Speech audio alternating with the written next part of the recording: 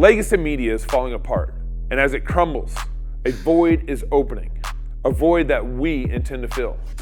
The big legacy news networks currently average just 1.2 million viewers a weeknight, and those numbers are only going to get lower.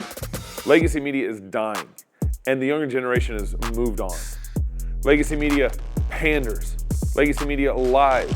Legacy media does not know what the truth is, and they don't care about it. Legacy media is a dumpster fire. This is why we few in our wild imaginations have started the Fight Laugh Feast Network. Our goal is to take down the legacy media giant of the last 50 years with our 5 stones. We started in 2016 with our flagship show, Cross Politics. Since those small beginnings, we now air on DirecTV. Our broader podcast network now gets over 4 million downloads a year. And our Fight Laugh Feast pub, which includes TV shows like This America, The Rowdy Christian's Guide, Pastors in Politics, and As the Lord Pleases, with your support, many more to come. Our goal is to become the flagship new media 2.0 network over the next 50 years and take over nightly news, sports, sitcoms, hunting shows, and more, all conveniently stored for you in our Fight Laugh Feast pub. We're already reaching the next generation through our podcast shows on YouTube, X, and our pub, while also tapping into legacy media audiences by airing our shows on TV through DirecTV and Xfinity. We have made a lot of progress with some duct tape and a good bit of intuition and a lot of sweat. And now we need your support more than ever. The TV networks have had such a negative impact on our households, and we're trying, by the grace of God, to put a stop to that. We have the opportunity. We just need the army. Now more than ever, we need you to join our pub to help us reach our goal of 1 million pub supporters in the next 5 years. There's no way around it. Competing with Fox and the Alphabet networks without money is virtually impossible. It's cheap for you to join. And when you do, you're combining your small monthly support with a growing army of like-minded Christians. We have thousands, we need millions. So if you want more of the Alphabet network's misinformation and lies, don't join. But if you want to give us a mere 5 stones, then please join the pub, and together we will take a swing at the head of big media, all the while fighting, laughing, and feasting to the glory of God.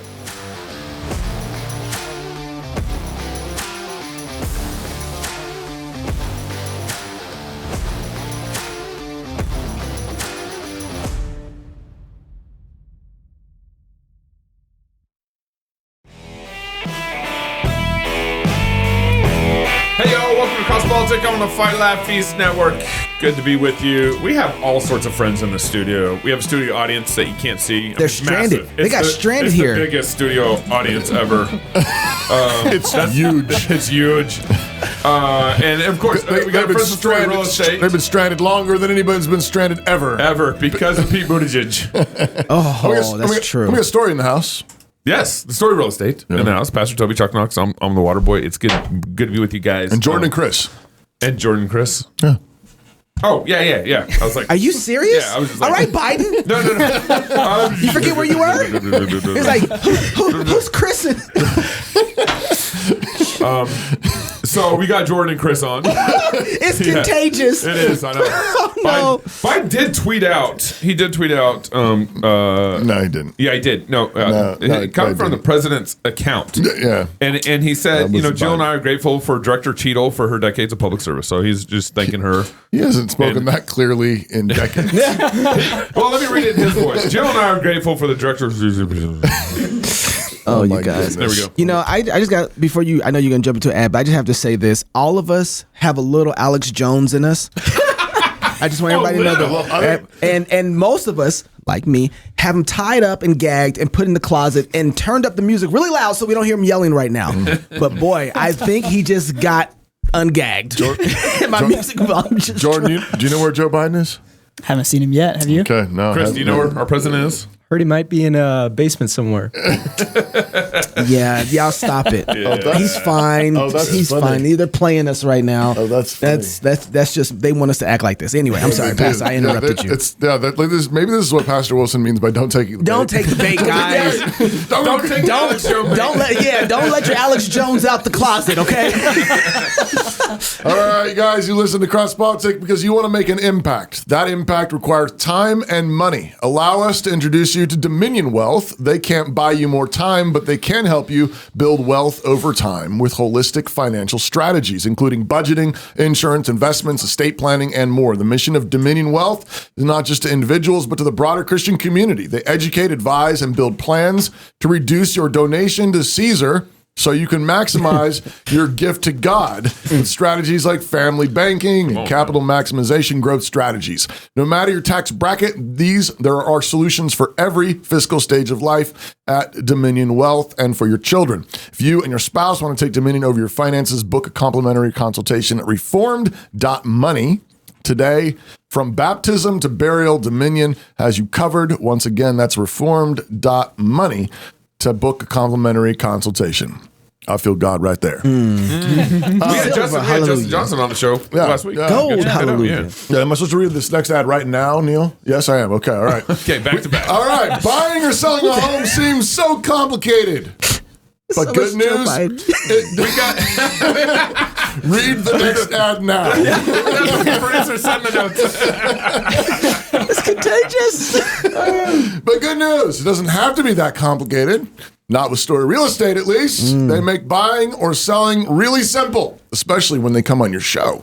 They've created a framework and specialized model to guarantee your success with 1,000 success stories from happy families.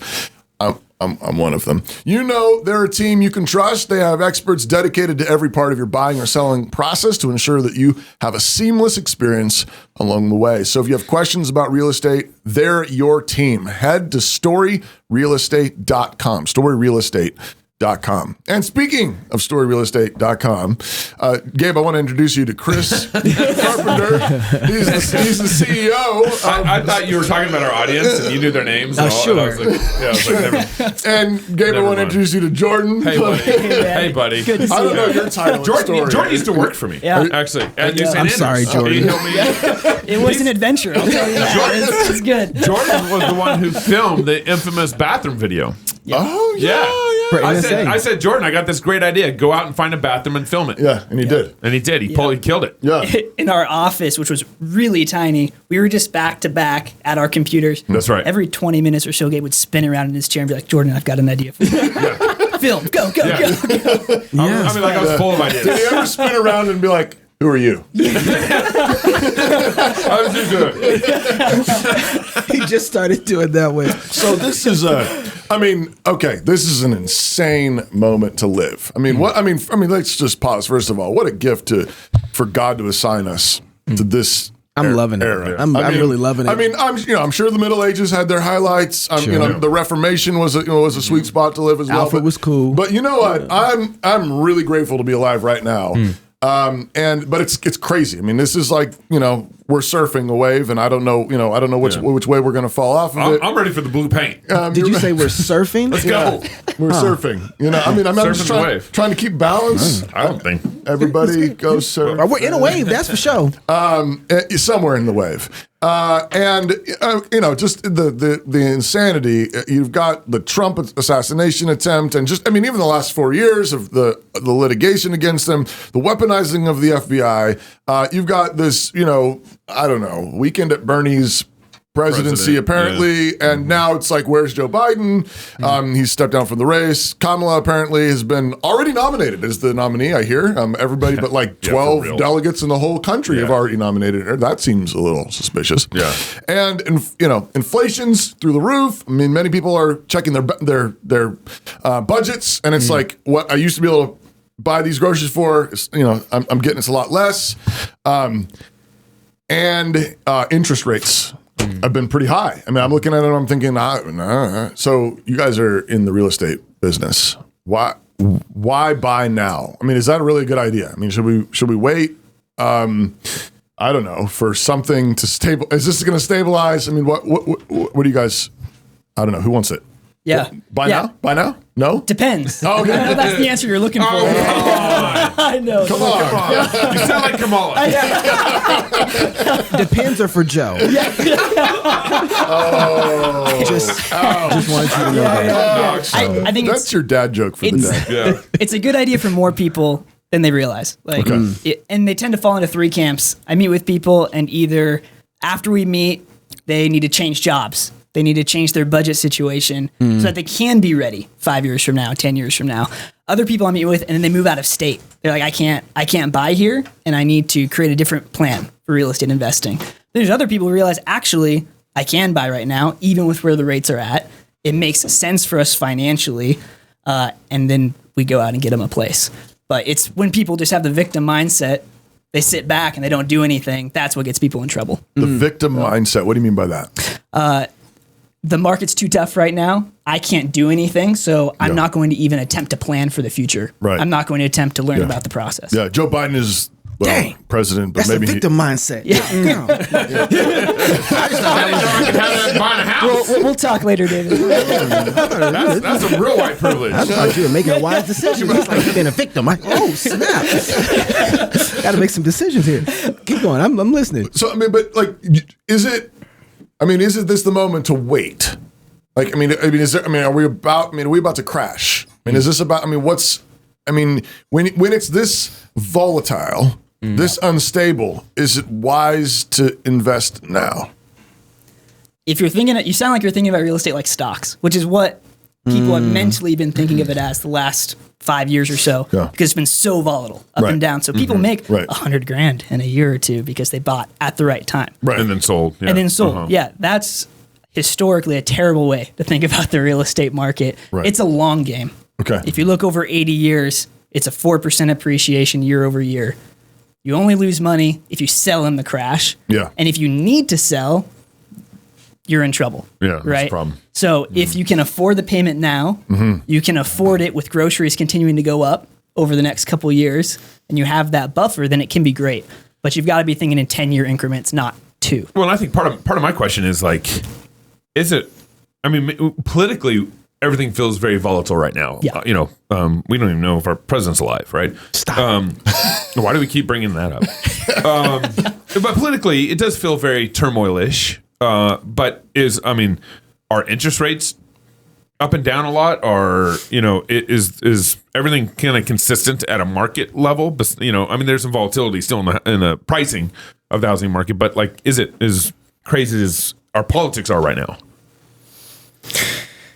Yeah, interest rates peaked last November, right around 8%. They came back, and they've fluctuated between 6 and 7% all year this year. We want to be surprised. People are always like, which is where I bought my first house. I think my interest rate were 6 or 7. My first one was 5. Was it 5? Yeah. So it's not when you say that, I'm like, oh, that's not quite as bad as I thought it was. Yeah. Over the long-term interest rates, the average interest rate since they began tracking 8%. Over the last 30 years, I think it was 7%. So we're right in that range. The average. People got so used to 2, 3, 4%, absolutely low monthly I'm payments. Still used to that. Yep. Thank Lord. I'm at like 2.75 or something. I'm used to that every month. Which is like for a 30-year loan, it basically, maybe you can explain this better than I can, but basically it's almost like a free loan in a 30-year mortgage. 2.7% is nothing. Right. And what I'm going to pay. It's close to free money. Yeah. With market appreciation and everything else. That's right. Absolutely. I love a free loan. Yeah.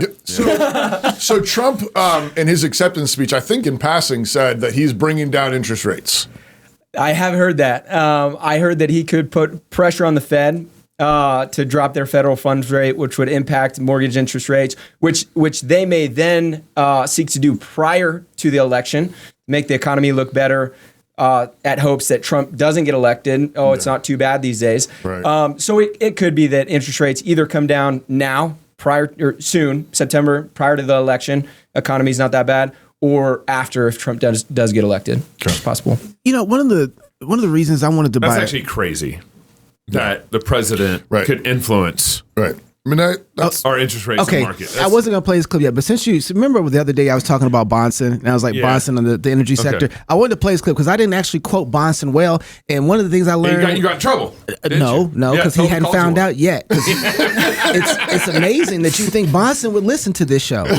He only forces himself to listen to it when he has to come on here. On the show, right. Yeah. This is actually what Bonson said, though, about the energy sector. Yeah.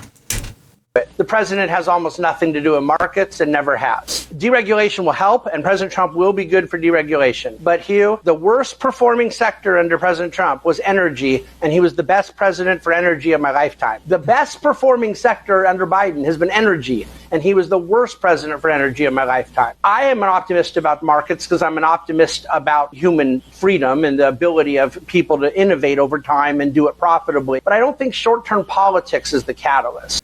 So what did we learn from this? You don't ever speak for Bonson because I cannot articulate that nearly as well as he did. I completely inverted that. I still want to know like how they compare. So it was the worst under Trump. In terms of, I think, revenue, and then he's saying under Biden, to me, I think it's a revenue comparison is what he's doing, right? Sure. Let's not speak for Bonson. Let's not speak for Bonson. I'm still against this. Because under Trump, he lowered prices dropped, which means your revenue is probably going to drop. But this for me, last time you guys were here, we talked about this. Your wife was here with you last time, and one of the things that you guys brought out was what's important for you and what could you do, right? That was really, and it was really key because right now I'm thinking about investment. I'm in a different place than I was before I had my house. So I'm thinking about what are good places for me to take the revenue that I'm generating from my house and where do I put it at? And then, so what kind of game do I play with that?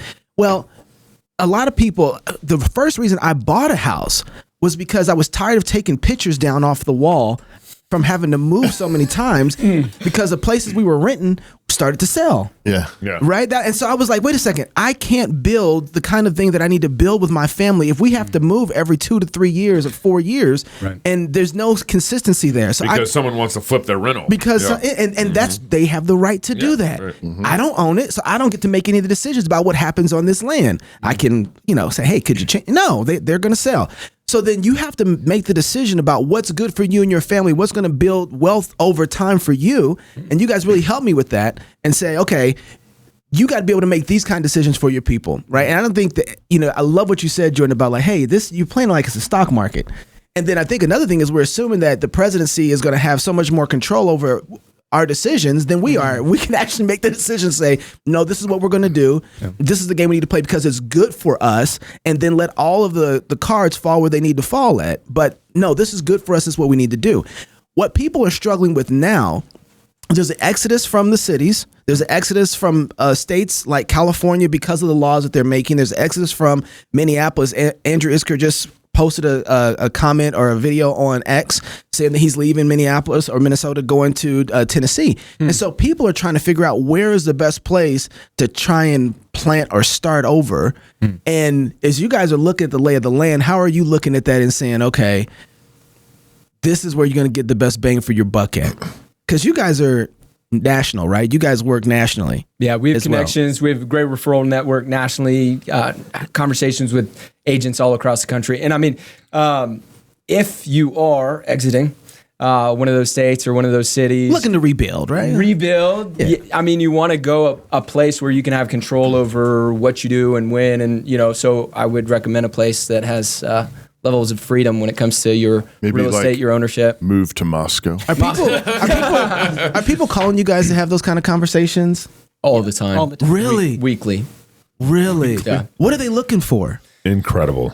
Yeah, they're looking for a place where they can educate their kids, raise their kids where they want, geographically, state laws that support that. They're looking for a place where they can plant roots, good community, where they can get out of a 1-bedroom or 2-bedroom condo and actually maybe own some ground. Money goes a little further. Absolutely. When Elon Musk... Yeah, I was just thinking about that. Yeah, California is just crazy on all sorts of levels. And recently, the governor signed some law that had to do with basically the state would confiscate your children if you're kind of against their gender transition. It's very vague, but I'm not detailed on that. But and so Elon tweeted out and said, "Okay, well, I'm moving all my corporate headquarters into Texas." Does that kind of stuff get to you guys? Like, those are the kind of people that are calling that are like, hey, we're moving out of California. Yeah. And because they'll take our kids or because Elon, my company's leaving, that kind of thing. Yeah. I just talked to someone last week. We had an hour-long conversation. I think they actually listened to Cross Politic, Rachel and Tom, and we talked for an hour about the community. It had nothing to do with real estate specifically. Yeah. Nothing to do with the investment. Purely about how it would affect their family and what they can build here. It seems to me that COVID really kicked off, like people moving. People used to move for work, for that big job, or for the big city life, whatever.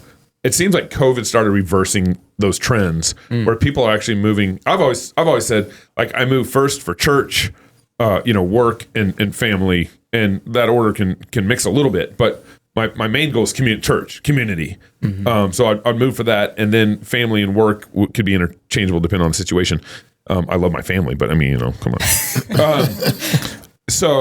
But that was not the norm of how people would think. People would think about job, money, big city life, amenities, and all that. But it seems like that's just upside down now.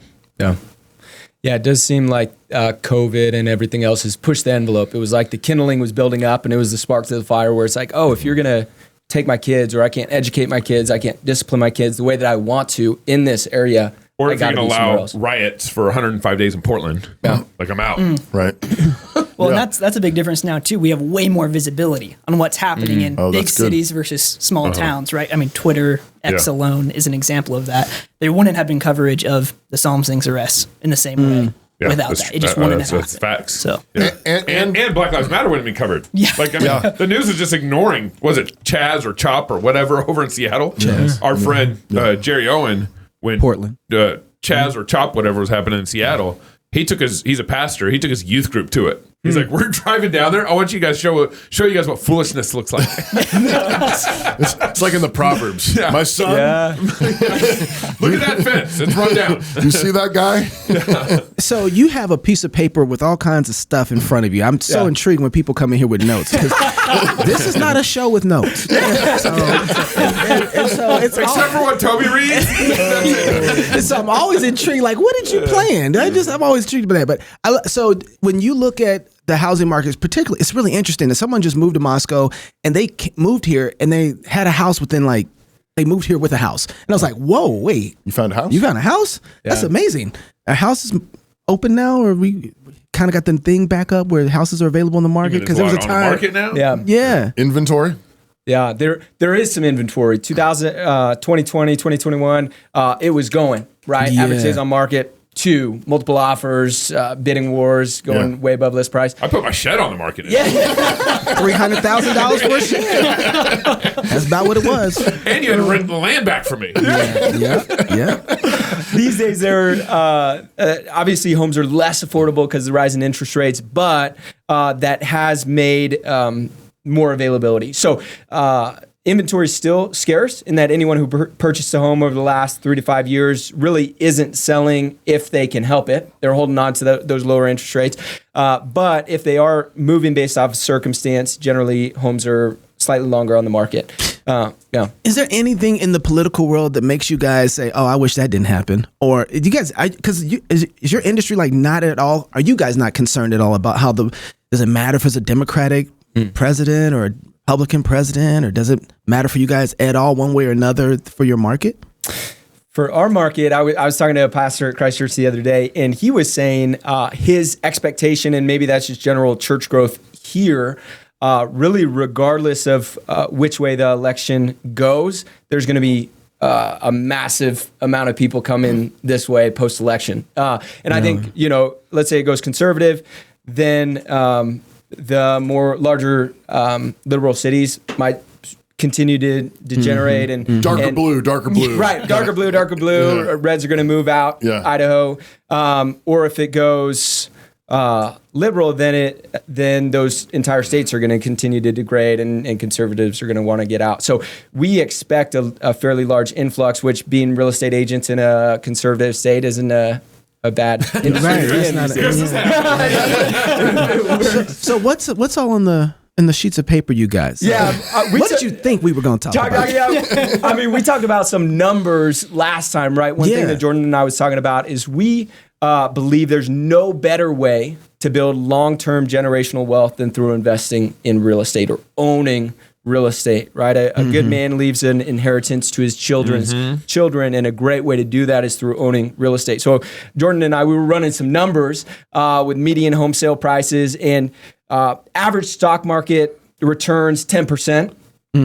if you were to purchase a house, like you were saying, Chalk Knox, you can get an 80% return on that investment by owning real estate. Over what time period? Jordan was talking about the long term. That's in 1 year. I'm sorry, what? Wait, 80% in 1 year? So let's say you had $20,000 to invest. Okay. You put it in the stock market. You make 10%. You make $2,000. Yes. Or you take that and you put it down on a median home sale price across the nation, $400,000. Yeah. That $20,000 down or whatever. $20,000 down, 5% down, and the average appreciation across the nation is 4%. So, but that 4% appreciation isn't on your 20; it's on the $400,000 value of the home. So you make $16,000 on your $20,000. You've seen 80%. Appreciation on that investment. Aren't houses cheap in Georgia? Yeah. Georgia. I'm just doing some calculations. Okay. All right. I got that one. We bought our first duplex in 2006 or 7, maybe 7, here in Moscow. My mom and dad weren't able to buy their first house until I graduated high school. That was in 1997. We moved from Texas to Oregon, and that's where they were able to buy their first house. The first house was $150,000, $118,000. I can't remember. And I was like, "Holy cow, that's a lot!" Especially going from Texas, you could buy a house in Texas for $50,000, $75,000. Where I was in my neighborhoods, where I was at. Which is mind-blowing. That's a car now. We can't even buy your shed for that. Yeah, I know. Yeah, Not my in shed Moscow. went for $125. Not in Moscow. But my mom and dad were able to help me with our duplex, give us a down payment for the duplex. And then from there, we bought another house, sold duplex, that kind of thing. And now we're in our there's a willow tree by my pond where I told my wife just to bury me there when I turn into Joe Biden. That's my burial spot. But going through and first, of course, you always regret selling your duplex. You always regret selling your houses and instead of turning them into investments. And we were kind of forced to financially for some of the reasons. But I do think when especially when times are crazy like this right now. What a better time to build. Like we don't respond. We aren't Christians that respond in fear. We respond like we need to build. We need to get our infrastructure up. We need to find ways to defend our family. I don't want any cracks in my house. I want a stronger door on my front door. I'm just kind of going through all these. I was just thinking the other day, I got this window I need to fix. Because I want to protect my family. It's not. So I think part of like the answer to the opening question, Toby, that you asked was, wasn't it? I'm not going to go there. Is You're turning into Joe faster than you think. No. Yeah. It was a squirrel moment. It totally was. I'm like, this is going to sidetrack everything. It's going to take away. But when times are in chaos, a lot of people want to fear. They want to, let's say, rent. They want to, not hunker down, or hunker down is probably the wrong word. They don't want to tie themselves down in a certain location, that kind of thing. But I'm in a situation where it's like, okay, generationally, absolutely, I want, Lord willing, the house that I have has got 10 acres. I'd love my kids to build on it someday. Being able to, my mom and dad never being able, their parents weren't able to provide for help them buy a house. Mom and dad had to scrounge. I was 18 years old when they bought their first house. Incredible. Yeah. And now to be in a situation, I do think one of the problems in Idaho over the next 20 years is trying to figure out how my kids can buy a house when now the average house price is $400,000. And instead, when I bought my house in 2015, the average house price was probably $225 or something. Yeah, 210. Like 210. That. Yeah. Wow. It's crazy. What So is- it's just, I don't know. Yeah. So. I want riffing off of what Gabe is talking about is, so from your guys' perspective, or just generally saying, okay, so investing in real estate is strategic. Is there more specific than that? Like, how do you advise people to think strategically about, okay, we're Christians, we're made for this moment, we're made to build for the future, we're made to trust God and build in his world with confidence. So consider, I don't know, what are your top 3 things? Like, think about this. This is strategies to be thinking about because you're Christians. You believe in the future. You believe this world belongs to Christ. So, put your money where your mouth is. What are some strategies that you guys are find yourself regularly sharing with people? Yeah, I'd say a lot of times right now I'm dealing with first-time home buyers or people moving from other areas. And so there's two big things. One is teaching people to think big picture. And as Christians, we should be able to do that better than anybody. Right. Even the pagan real estate investors are thinking in 100-year chunks. When can I get my retirement? What can I pass to my kids? We should be thinking in 500 years, Right. 1,000 years, right? And so that should give us a different level of confidence and strategy. A man who doesn't provide for his own household is worse than an unbeliever. Yeah. Even the unbelievers are thinking in 100-year Yeah. increments. Exactly right. Keep going. Exactly right. You post-mill real estate folks are different. So that's where people say, Number should one. I buy now or in 6 months? And it's like, well, should you buy this decade or next decade? Like that's more of the mindset people should be in. So that's number one, right? Think big picture. The second one is, hear me out, be willing to compromise a little bit. Okay. Because you can't necessarily jump in I and hate buy. that word. I know. I hate compromise. You can't necessarily buy that $400,000 house out the gate. Yeah. The average home size in 1950 range was about 1,000 square feet. That was the average across the board. Yeah. Average household about 4, right? Now we have a household of 3, and the average home size is 2,200 square feet. Wow. Right? And when I meet with people, One of these things is not like Yeah. I mean, I'm not really This good at is math. not that. I'm not really good at math, but that's a little different. Bigger house, less kids, Yeah. more dogs, probably. yeah, exactly. And more overweight. That's probably true. I meet with people and they give me the specs of what they're looking for, and they say, I just can't afford anything that's reasonable. And I say, well, you want 2,000 square feet for you and your one kid or no kids. Yeah. Yeah. Let's ratchet back. Let's leapfrog to that house down the road. And that's what we've seen our parents and grandparents do in a lot of cases. Yeah. But people don't see that history. They just see the 2,000 square foot home they grew up in, and they want that now. So what's the third thing? So second one is lower expectations, maybe a little bit. Be willing to compromise You're for willing a to time. compromise yeah. for a time. Leapfrog. I don't know. I'm trying to think of a better name for that. I'm sure there's something way compromising and lowering Is that expectations like the sounds bad. compromise word? Yeah. Leapfrog. This This is like this is a game. It makes you gamify it. Don't be prideful. This is smash mouth incrementalism applied to real estate. Smash mouth incrementalism applied to real estate. Sorry, I just I love it. got 3. What's the third one? The third one's really good, but I don't remember what it was. Oh, We talked. what Chris Come has to back. come You got it, Chris? I got one. I got one for you. I don't know if this is number 3, but I do think there's an element to real estate right now. It's a scarce resource. It's only getting harder to buy, and there it is a. It's kind of like a land grab. Who's going to get it? BlackRock's coming in, and they're buying up tons of homes, single family homes. Real quick. Yeah. I was up at the lake a couple weeks ago. And I got on I always look at houses up at the lake when I'm up there because, maybe someday I'll be able to buy a lake house. Leapfrog. I don't know. Leapfrog. Right? Cha-ching. And BlackRock was had a lot of real estate up there around the lake. It was weird to see that. Anyways, It's wild. So I like it's no joke, basically, what you're now is the time because for your kids, for your grandkids, great grandkids, it's only going to get harder. So if you're able to help them, I was looking at some stats, Switzerland, Germany, 60+% of their population rents. And I was talking to someone else. They think we're moving more towards a renter nation. Right now, 1/3 of our population rents.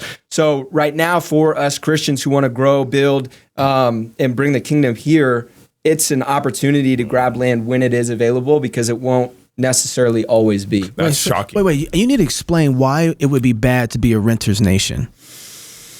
Because you're beholden to those who own the property.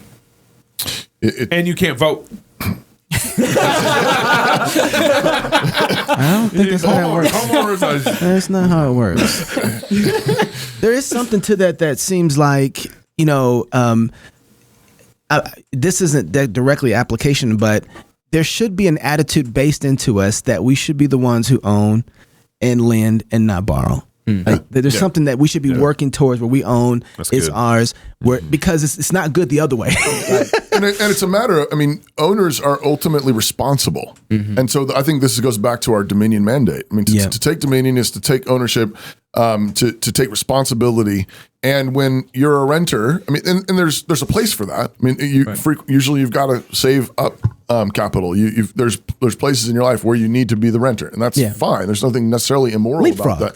But the goal ought to be take as much responsibility as you can. Take as much dominion as you can. And if the Lord gives you that ability and that means to own property and then to take responsibility for that and take dominion of that property, that's how you grow up in maturity. That's how you grow in wisdom and understanding in bearing the image of God.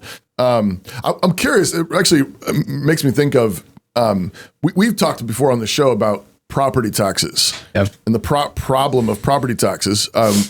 Gabe loves property taxes, but he's wrong about that because property taxes. My shed's pretty expensive. Property taxes are essentially de facto the state claiming ownership of your property. If you do not pay this, we will, ultimately we will send bills and then we will send, guns. That's ultimate. Everything behind the government ultimately is a gun at the back, at the very end of that, and which means that fundamentally even owners are renters. Right.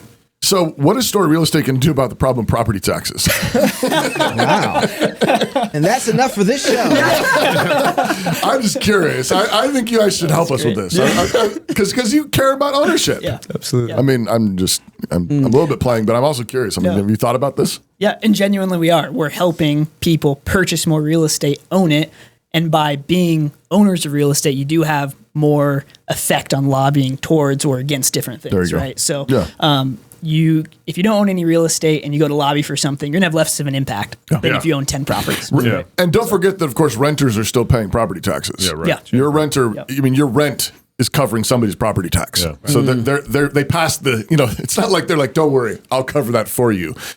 No, most property owners are still passing those expenses on to the renters. Yep. Website, telephone number, how people can contact and talk to you about how to move to Moscow or anywhere else in the nation for that matter. Yeah, because you can connect to other real estate agents in the nation. Absolutely, we've had even through this show, we've had great experiences with people coming on our website, storyrealestate.com, getting connected with us, and then we get them connected with a great Christian, like-minded real estate agent in their region, in their area. Yeah, we did it with a guy Cohen down in Oregon. Great experience, and he had a great experience. So storyrealestate.com. Sign up on our website. You can fill out a contact card. We can help you with whatever you need when it comes to real estate, or shoot us a call, text 208-301-5939, 208-301-5939. I just wanted to see if you're going to be that bold to give your telephone number. Oh, there That's it is. amazing. It is right there for you. It's not Chris's, though. It's mine. If you're single, get married. If you're married, have you some kids. And if you have kids, go buy a house and baptize them. Until next time, love God with all your heart, soul, mind, and strength. Love your neighbor as yourself. Go fight, laugh, and feast. This is Cross Politic. That was a fun show.